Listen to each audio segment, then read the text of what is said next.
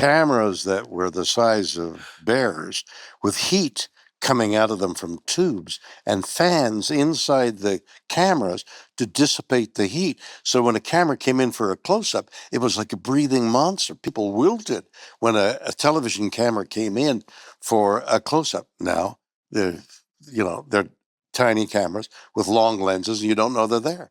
And marks you had to hit. Now you don't have to.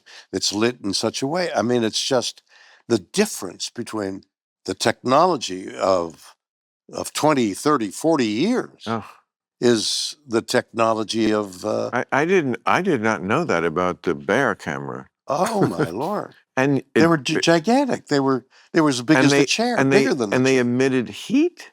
They had tubes that had, you remember radios? So this is like when you did what's the one with the Twilight Zone? No, that was long before Twilight Zone.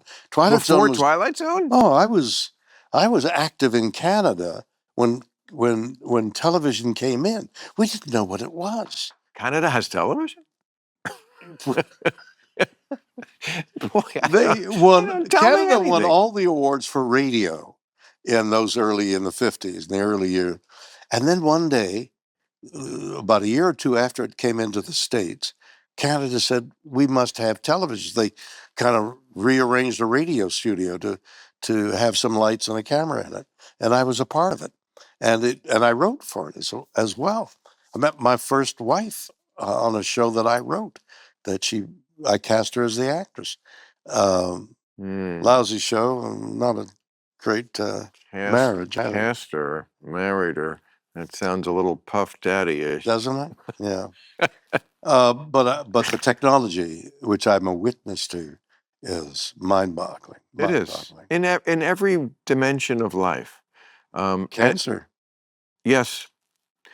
Well, not as I mean, progress, but not.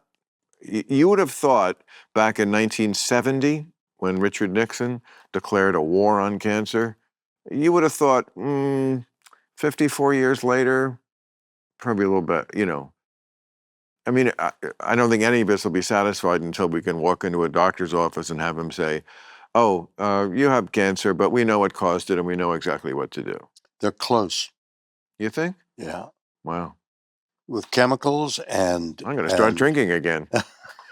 At these prices, I can't afford not to get cancer. Have you had cancer? No. What a question. Well, no. If I had, I wouldn't tell you. Hey, everyone, I'm on Substack now. Check it out and subscribe now at billmaher.substack.com. What could be simpler than that? My name, then .substack.com.